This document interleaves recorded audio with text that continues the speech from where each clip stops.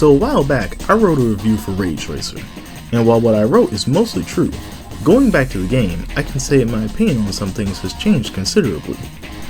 So first I'll tell you about the good of the game, and last I'll tell you about the bad. But before we do any of that, I must introduce you to Ridge Racer. Ridge Racer is the third game in the Ridge Racer series. Since its inception, Ridge Racer has been an arcade racer centered around its drift mechanics. Now let me just say I started off somewhere in the middle of the series, so the drift physics I'm used to are very different from the stuff back then. I'll do my best to describe the old physics. Though not much has changed, it's still different enough to be notable. Old Ridge Racer is very slidey, but it's also very finicky. I could never quite figure it out, but at least from what I remember, you had to enter the turn in the exact right way in order to drift. Think of it this way, there are certain spots on the track that you can drift on. If you don't do it right, you will either not drift at all, or drift and suddenly get kicked out of the drift, sending you rocketing forwards. It's fun when it works, but getting it to work is a skill in and of itself. So with that in mind, we now move forward in time to 1994. Ridge Racer is a bit of an oddball in the series since it's the only one that has a complete name change like that. It'd be easy to mistake it as a different standalone game, but it's actually a part of the series. Its tracks and songs show up in the later games. Even the Assoluto Fatalita, Aj Abiel, and Denver Bayonet had their positions cemented in Ridge Racer from this game. To say it played an integral part in setting the series' foundations is an understatement. Now that we understand our source material and its importance, let's talk about what it does right. I'd say right off the bat, the thing that made me even want to play the game is the intro. I had Ridge Racers on the PSP, and the intro cinematic is unlockable there. I'd watch this thing over and over again. It's hard to describe the emotions you feel while you watch it, but it gives me goosebumps every time. The scenes are perfectly matched to the music in a very difficult to describe fashion. But some standout moments are when the flag appears, the scene where you travel up the iconic bridge and see a rainbow, the map layouts being shown, and the auto manufacturers being introduced. Here, just watch and you'll see what I mean.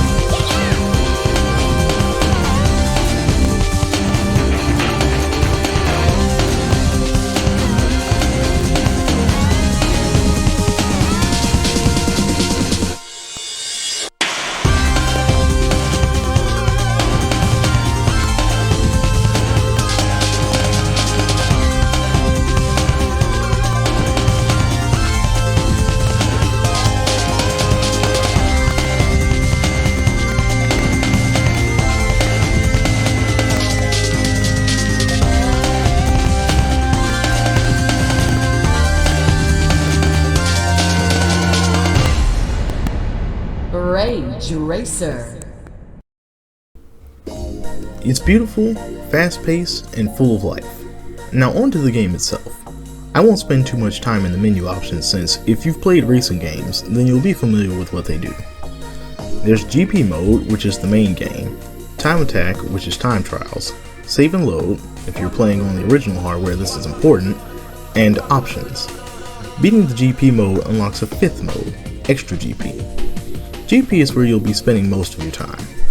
It's not so much a story mode as it is a career mode. Basic rundown, there's 3 tracks, 4 when you reach grade 3. You can choose to do these tracks in any order. Once you've selected a track, you can then choose your car. From there you can customize it a bit, and you're off to the races.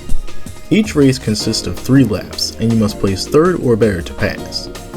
Each rank has a set amount of prize money associated with it, with 1st place naturally getting the most and 3rd getting the least. Ideally, you'll want to always place 1st so you can afford stuff. Placing 1st nets you a gold medal. Collecting gold medals in all races will earn you a trophy, which you can view in the options. Beating all races moves you on to the next class, where the competition gets more and more fierce. Beat all 5 grades and you will have beaten the GP mode. Time Attack is your standard time trial affair, but since you have access to all the tracks, you can practice on them in preparation for an upcoming race, or if you just want to learn the controls of a new car. Save and Load is a place you'll want to visit very frequently if playing on the original hardware, and Options is just stuff like audio and screen alignment. Unique to the Ridge Racer series is a music player, where you can listen to the game's soundtrack played over the AI racers. You can also view the trophies you unlocked here. That out of the way, let's talk about the good. Graphically, this game is pretty nice for the time it came out. I'm not a super big graphics kind of person, not when it comes to older games, because I know that they were doing the best with what they had. While you'll probably miss many of the details as you drive by, the cities and landscapes you drive through are very well made and astonishingly vibrant places. Even though this game uses a very gray and dulled out color palette, it still has beautiful and lush green trees, a coastline that seems to sparkle when you drive by it, and plenty of other details. A relic of old Ridge Racer titles was a day and night cycle that, while stupidly fast, allowed you to see these locales in a variety of different colors. When the sun goes down, the buildings light up, painting the city areas with neon lights and the more suburban areas with very homey, cozy lights.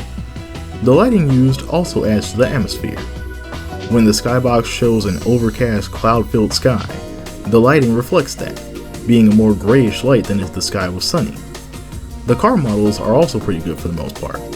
If I have one gripe, it's that the car in the intro looks nothing like the one in the game. The one in the game looks like it melted in the sun. It's so round and bulbous. Maybe this was done for its upgrades, which sees the iconic twin-prong grille switch to a more race-spec design, but it still doesn't change the fact that it looks like it's made of Play-Doh. Other than that very minor issue though, the graphics are nice and serviceable. Moving on from that, let's talk about the tracks and vehicles. This game is very unique in the Ridge Racer series because the first and only time to my knowledge that cars were made with a specific track in mind. As you may remember, there are 4 car manufacturers now. They are Gennady, Aj, Assoluto, and Lizard. Each excels in one specific stat. Gennady only has one car, the Esperanza. This car has been a mainstay in recent Ridge Racer titles, being probably the only car from Gennady seen in the entire series, not counting special machines. It got its start here in Ridge Racer as a humble jack-of-all-stats type of car. It's the very first car available to the player and will serve them faithfully through the first races. If you like it enough, it will be with you the entire game, not counting oval races. Those are for Assoluto cars only. It's very balanced, meaning it will be able to navigate most corners well enough, drive fast enough to catch up, and climb hills with, let's say, a reasonable amount of trouble. Aj cars are most known for their superior handling, that make them masters at navigating the tight, windy roads of the island. While they leave something to be desired speed-wise, they more than make up for it with their ability to corner almost without slowing down. Their main draw, however, is their absolutely abysmal acceleration. They are almost completely incapable of climbing hills, losing much speed in the process. They also don't recover well from crashing, which is an issue I'll talk about later in the latter half of the review.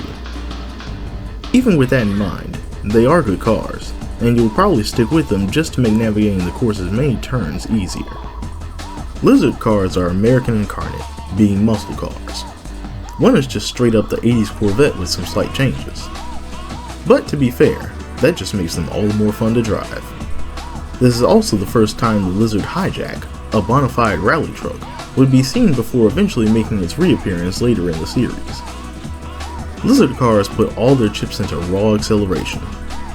They are the only cars that can actually gain speed as they go up a hill, which is good, because the hills in this game can and will cost you the race. Since they've thrown all they have into acceleration, you should naturally expect them to suffer in other areas. Thing is though, they really don't suffer too bad. Even though their speed is the lowest of their grades, and they suck at cornering, they make up for that with acceleration. They can recover from drifts near instantly, provided you actually did them well. And with their ability to drive up hills, they'll be able to keep pace with pretty much everything. They only really suffer on one track, but that can be worked around for the most part. I would have taken the bayonet through the latter half of the entire game if it weren't for one race screwing me over in the end. All said, these are really good cars, and I can see them easily being the preferred car for most playthroughs. Lastly, there's the Assoluto cars. Assoluto is pure speed at the cost of nearly everything else. They handle like bricks and accelerate like groggy sloths, but their top speed outclasses nearly everything on the track. If you can even reach it, that is. This is where the famous Fatalita got its start, being the car that pretty much represents the very identity of Rage Racer. But with the exception of one track, you will never use these cars. Remember, these cars are pure speed and nothing else, so it can't climb hills, can't turn well, nor can it recover from hitting stuff well. And the main trait they have, their speed, don't count on it getting you very far. Their top speed takes time to reach, time that you won't have. There's only one real straightaway on these tracks. You will probably hit your final gear for the briefest of seconds before being forced to slow down. I'd say the fastest you'll be going for the most part is around 150 miles per hour. It's such a shame too, because the cars are true racing vehicles, but they weren't made with a game like Rage Racer in mind. They were meant for oval racing only. But if you're crazy or determined enough and can somehow handle their speed, then you take that speed and ride it to victory. I don't doubt you can, I just know I couldn't. Let's talk about the tracks. Rage Racer's tracks can best be described as roller coaster rides. With an Oshkosh car, they pretty much are. They're windy, full of hairpin turns and massive drops that can and will remind you of a roller coaster. While playing this game, you should look at your surroundings and remember that this is supposed to be a place that normal people drive in. Not racing, just driving. You take one look at those hills and you tell me how anyone makes their daily commute without losing their lunch. Because of their nature, they can be equal parts fun and frustrating. In the first two grades, you only have 3 tracks, eventually gaining the oval later. Mythical Coast is the one you'll start with. You really should, because if you don't, you'll literally be in an uphill battle with the other tracks. Unlike the other two, Mythical Coast is a mostly perfect balance of the main Rage Racer track features. It's got some straightaways for building up speed, a large drop, some hills your car can barely climb, and 3 tight hairpin turns you'll need to navigate if you want to come in first. It really does a good job of introducing you to the game's mechanics. Since it's one of the easiest races, you'll probably find yourself always starting here. I'd even call it a good test bed for your car's capabilities, since it has a little bit of everything on it, allowing you to experiment with the other cars. The track's features are also nice. A lot of the races take you through a long central hub type of area, where you go under the iconic arch, through the small town, your first drift turn, and then up the iconic bridge leading to the junction. With the exception of the extreme oval, all courses will run through this area. Mythical Coast opens with a massive drop, sending even the slowest of cars airborne. Pointed right at the coastline, you'll see ancient ruins sticking out of the water. This is where the track gets its mythical namesake. From there you drive by a vibrant and small port town, through the hillside with more ruins dotting it, before finally making a devastating hairpin that completes the circuit and takes you back to the start. If I had to guess what the purpose of this road is in the city, it's a scenic route. It goes out of its way, far from any real civilization besides the port town, to show you pretty sights. As I mentioned earlier, the tracks have cars that complement them. However, if I'm being honest, any of the cars will do well here. That said though, the track was made for the Granada Esperanza. Being a balanced car, it only makes sense that it works well with a mostly balanced track. We now move on to what I think is my favorite track in the game, Overpass City. Overpass City is an extremely vertical track, having what I believe is the most verticality in any racing game besides kart racers. First thing you'll probably notice right off the bat is the extremely long hill section, though it appears to be a gentle hill on the track select. In reality, it's a mountain. This is pretty much the track that will teach you just how valuable acceleration is in this game, because as you will find out, that slope will be your worst nightmare. While it's only a section that's over in about 5 seconds, when you're racing on it, it feels like half the track. Screwing up on it can and will cost you the race. Now that may sound easy, but in many ways it's not. The biggest obstacle to good hill climbing is the tunnel you go through to get to it. Like all of the courses, you have to go through the junction. This time you'll take a right. What comes next may freak out people with a fear of heights. You drop down a twisting tunnel that suddenly gets sharp enough to require braking or a drift. This right here will be the main source of failure. It took me a long time to figure out how to drift that corner, let alone realize that I even could. Usually I just turn as hard as I could, crash, and rely on my car's acceleration to get me through the hill. In all honesty though, it kinda doesn't matter. You'll be losing speed either way. Just make sure you don't lose too much of it. Now, the hill itself is where the big problems come into play. Acceleration will play a key role here. If your car has very poor acceleration, you'll be stuck on this hill at half your full speed, or stuck shifting between gears as your car struggles up the hill. As you probably guessed, this track was made for the lizard cars. Unlike the other cars, they don't slow down up the hill. Rather, they are, again, the only cars that gain speed as they go up the hill. That doesn't sound particularly exciting to the average person, but trust me, after struggling to get up the hill, you'll welcome such a tiny improvement. And after that, things don't get any easier. When you reach the hill's point, you're very suddenly dropped to the other side. I'd recommend being either to the left or right when this happens, because the middle is where the slow cars hang out. There's nothing worse than finally getting over the hill and then suddenly seeing somebody's rear end at the last second. Following that is a turn that is rather deceptive. Some cars can absolutely take without slowing down, others can't. Even then, depending on how you take the turn, it can be taken by any car without slowing down. After that, however, comes one of the hardest, most confusing turns in the game.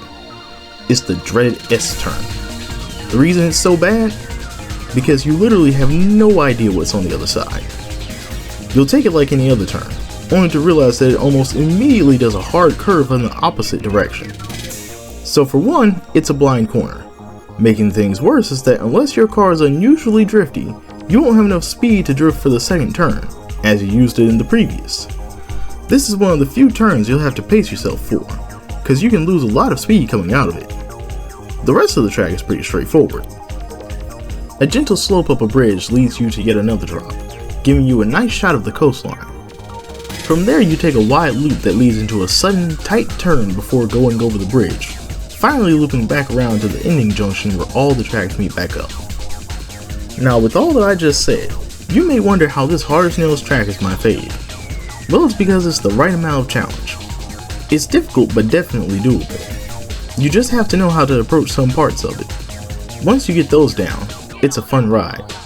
And I mean that literally, because to me this is the most roller coaster like of the tracks.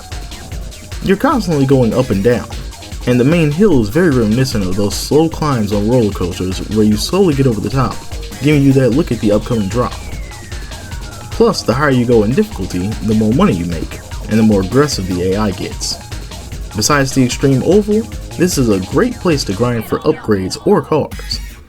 Now, if I had to guess, I'd say this track is what connects the other parts of the map. You may remember the two highways that you pass under at the end of the track. Well, I believe you can probably get to them from the intersection in the middle of the hill. The rest of the track may be for simple tourism. There seems to be a museum or something at the end of the second to last turn, so maybe it's supposed to take you there. Additionally, just before that is a small dock with a lighthouse, so it also serves as a good access point to that, though there seems to be no parking.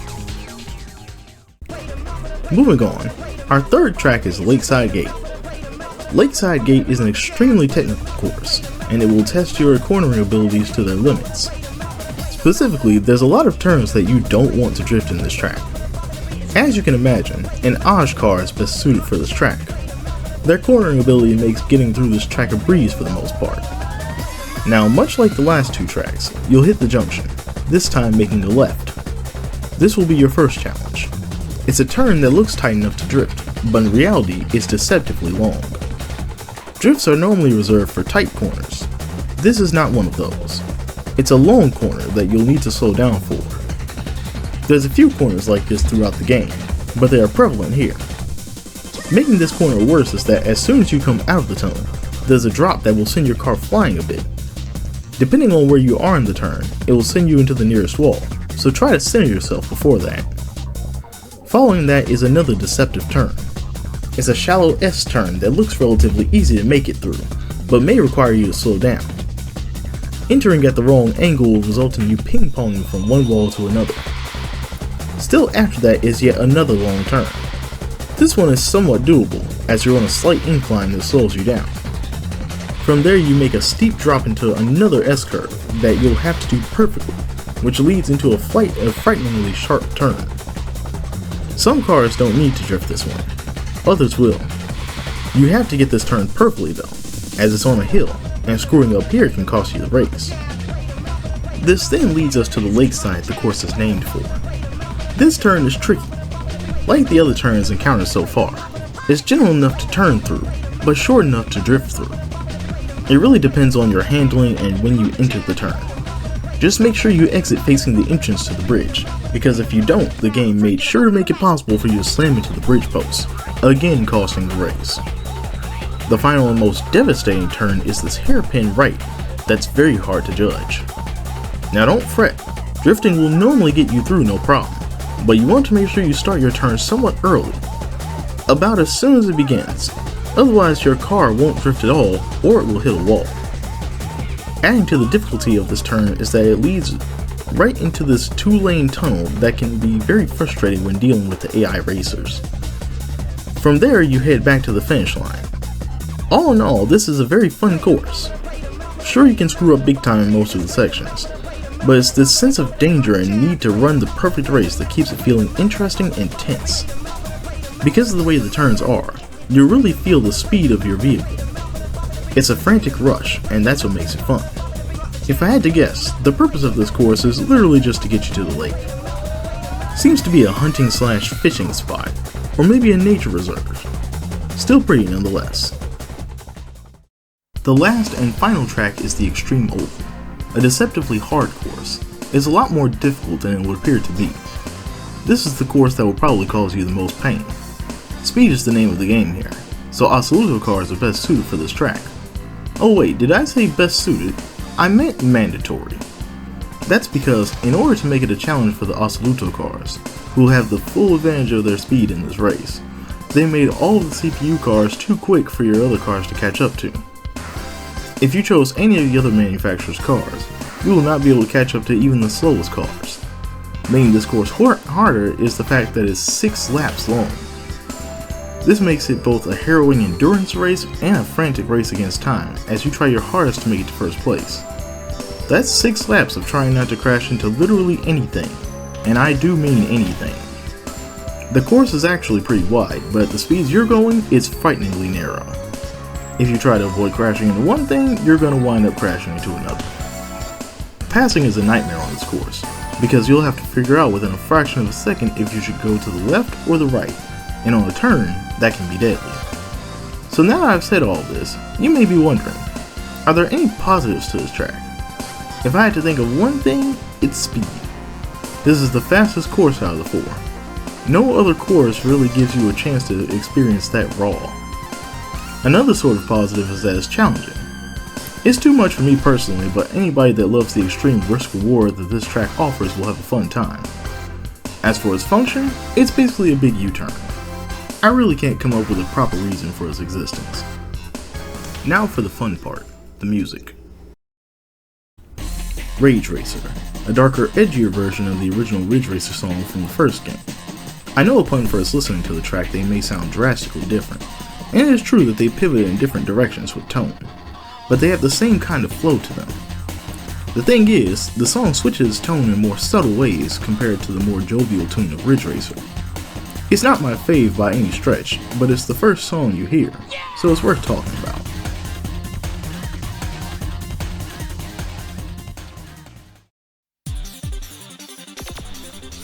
Hurricane Hub. This song is very fast-paced and showcases a sense of speed and urgency. You can really feel this song in the later races. It's intense, and you'll feel that intensity as you drive as fast as you can, the terrain whizzing by you at breakneck speeds. The song especially highlights whenever you're trying to regain speed from a drift or crash, as it becomes more intense when your engine is revving up.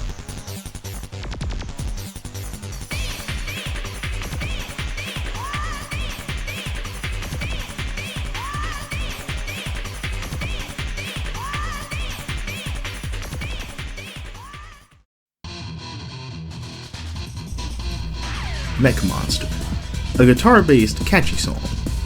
It really has a guttural, almost engine-like sound to it.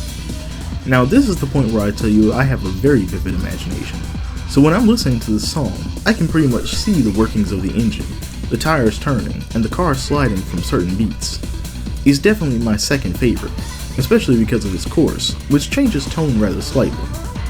It's got this hopeful yet tense and almost uncertain chorus that gives you the feeling of being able to win in spite of impossible odds.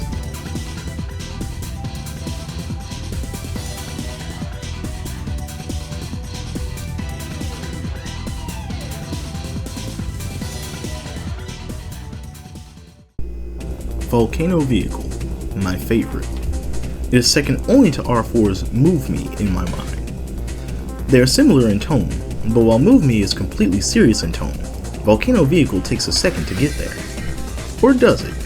There's a very missable string of notes that make it actually somewhat serious.